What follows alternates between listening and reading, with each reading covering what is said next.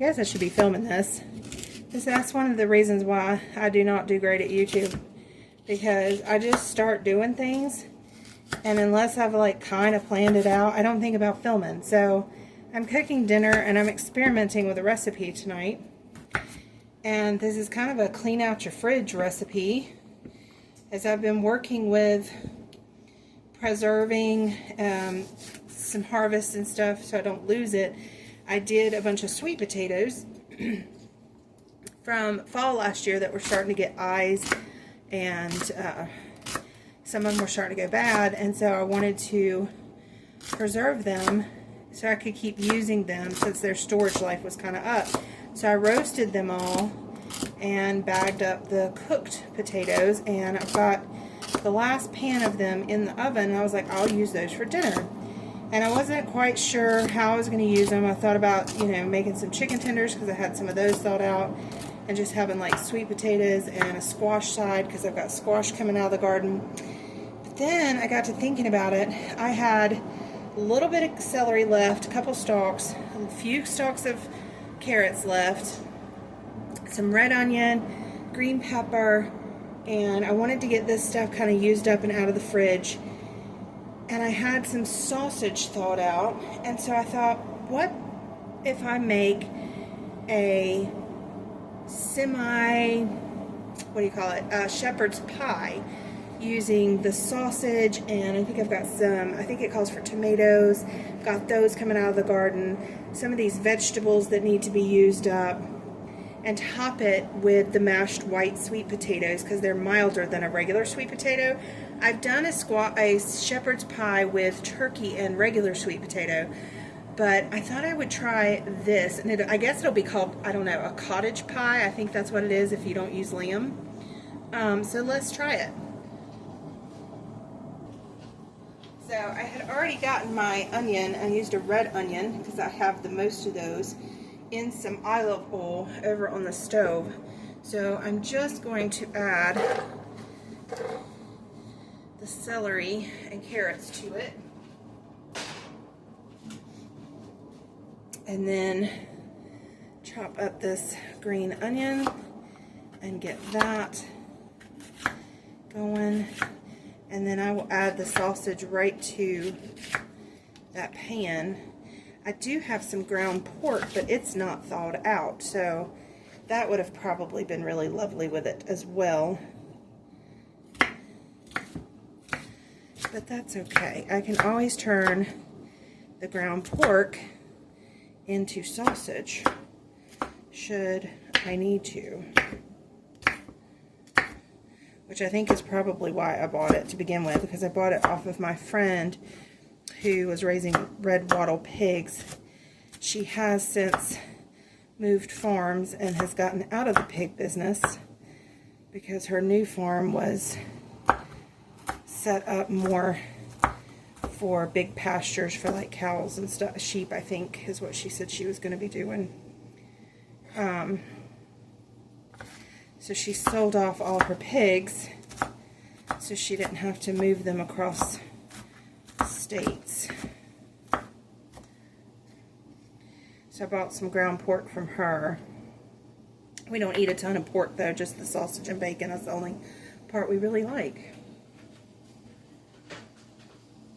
Alright, so let's get that in the pan. Isn't that beautiful? And then we'll add our sausage.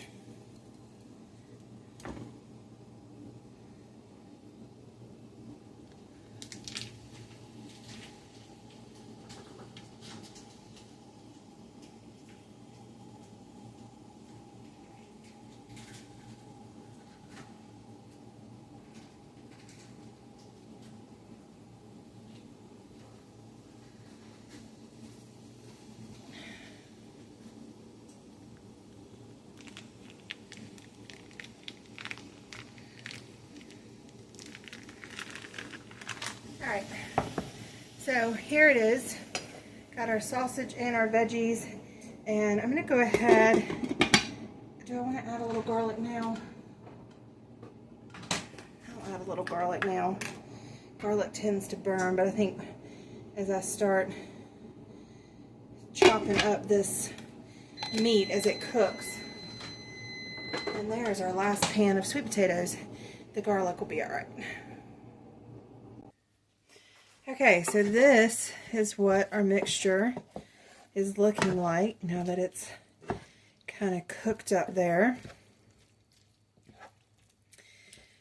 And what we want to do now is make kind of our gravy for it.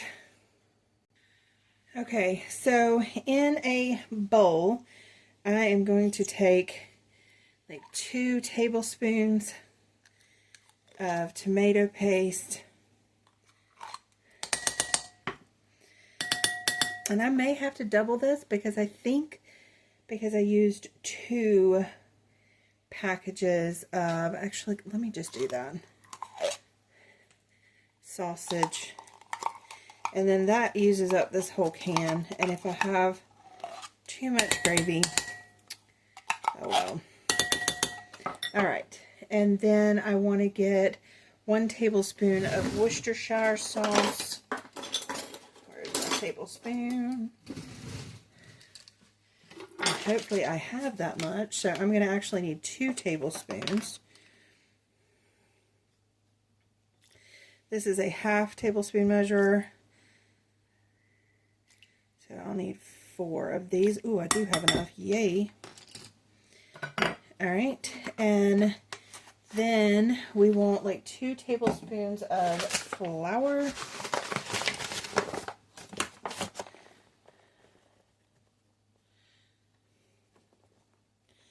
To thicken it. Oh yeah, I'm doing double.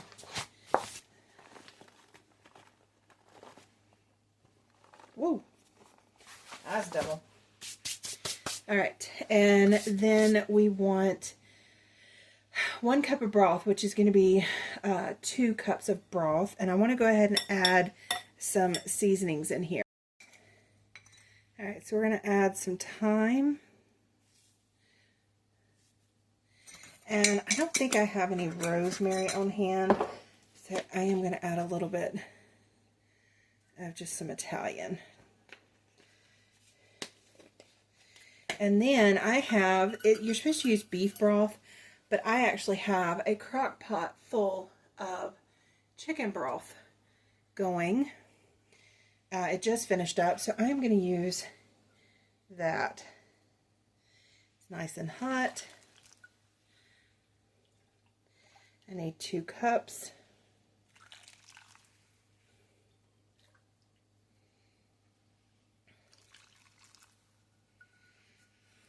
This is a 2/3 cup scoop, so I did 3, which will give me my 2 cups.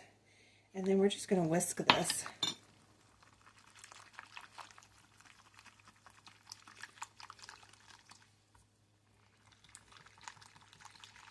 If you have an immersion blender or a blender, you can do that.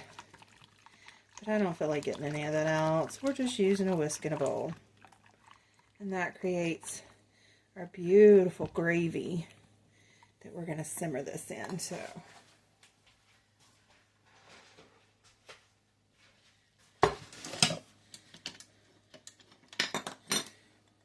we're just going to pour this over.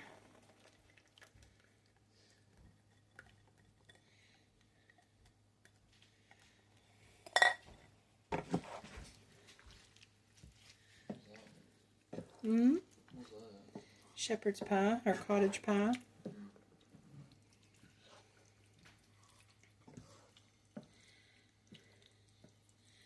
And heat to simmering. Yep. It's been simmering in the gravy while I've taken care of the animals for the evening. Let's add some more vegetables.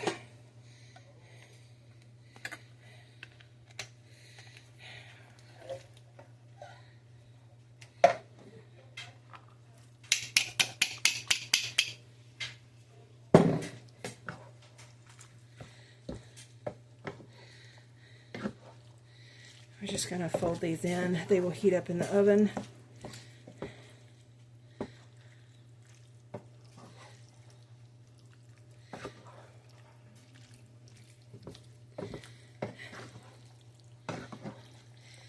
let's work on our topping.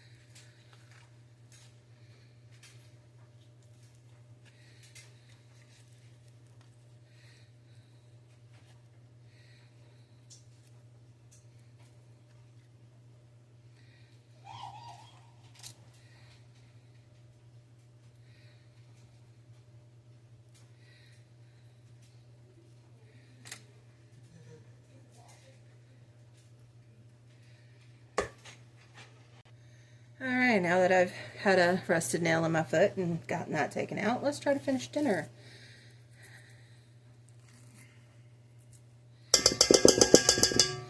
I do not have any butter ready, so we're going to use some sour cream, some parm, and some goat milk. Actually, I think this might be buttermilk from where I made some butter last week. Either one, it'll loosen it up. And then salt and pepper.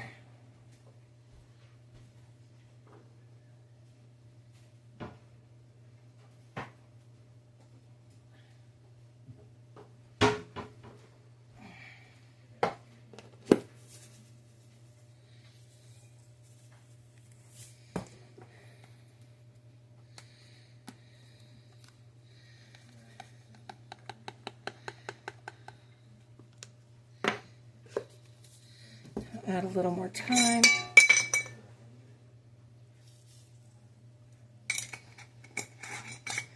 Oh, you know what? I have the homemade butter.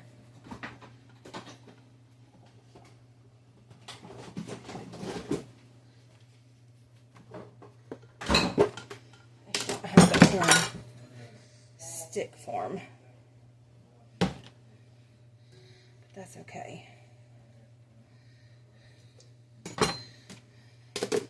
Take a big glob out of the bowl.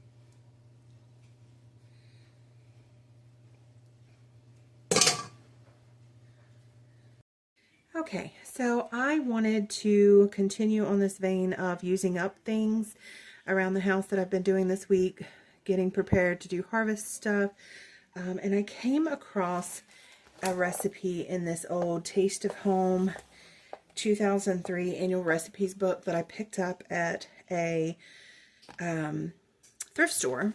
I love Taste of Home, and about this time period, around the early 2000s, I was obsessed with their recipes. I was getting them in magazines from my grandmother, and I've saved so many recipes from Taste of Home. So when I came across these books for, $2, I grabbed a couple of them, and I was reading through them. Yes, I read through cookbooks, and found a buttermilk chocolate bread that uses buttermilk, which I have a lot of from where I've been making homemade butter with the A2 milk. And so this is what is left over after making the butter. So I'm going to make this recipe, and what caught my attention is because it's served with chocolate honey butter, and I've been making honey butter, not chocolate. But we are going to do this and try it out. So I've already assembled some of my ingredients, so this should go pretty quickly. So we're going to start out with the 1/2 cup of butter, which this is my homemade butter, and 2 eggs. These are eggs. Let me get a spatula really quick. The one thing I forgot to grab. All right, so again, this is my homemade butter from the A2 milk from a local dairy, not my goat's milk. And these are 2 of my duck eggs. And we're going to go ahead and whip that up really quick. And to that, we are going to add 1 cup of sugar.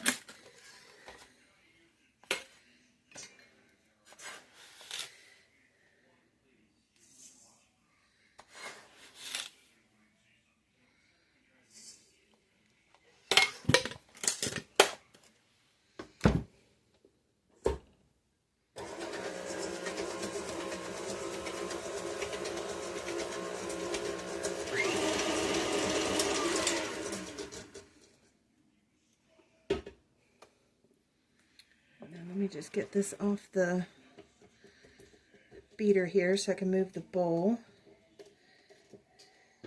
I need to redo my setup here so that I can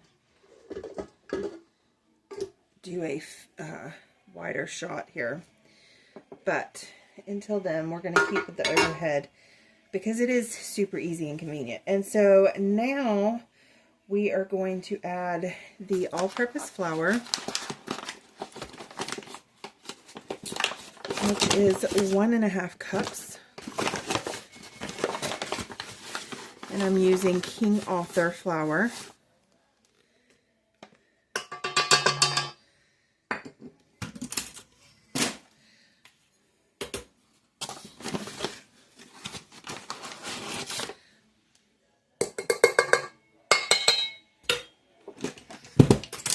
And then we're going to do a 1/2 cup of baking cocoa.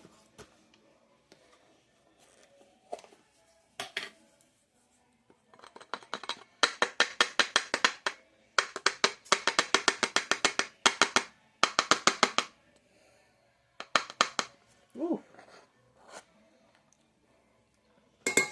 May have a little too much in there because of that one little clump. It'll be extra chocolatey, I guess. So I may need to add just a touch more sugar to counterbalance that because this is bitter baking chocolate. All right. We're going to do a 1/2 teaspoon of salt.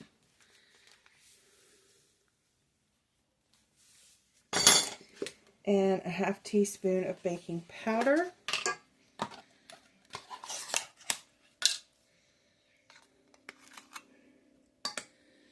And a 1/2 teaspoon of baking soda.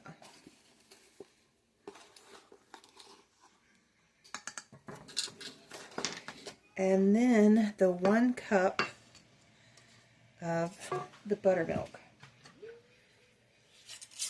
Now this is not like your buttermilk that you buy at the store that's like thick. You can see this has some of that thickness in it.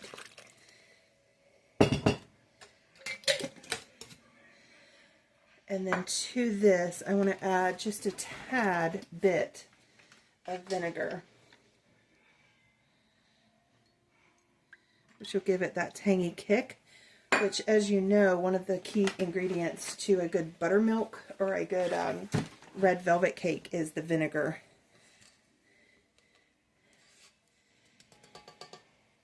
So let's get this whisked up. All right, and then we're going to pour it into a greased loaf pan.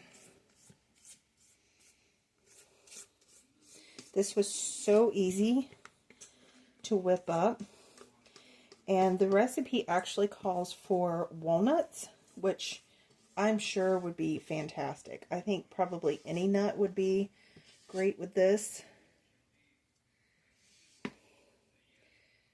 But we do not eat nuts in this house. My husband and my son can, but I do not, and my daughter has gotten to where they upset her stomach, so she has not been eating them much either, I don't think. All right, into the oven for about an hour. All right, here is the chocolate bread. Me and the kids have already been into it.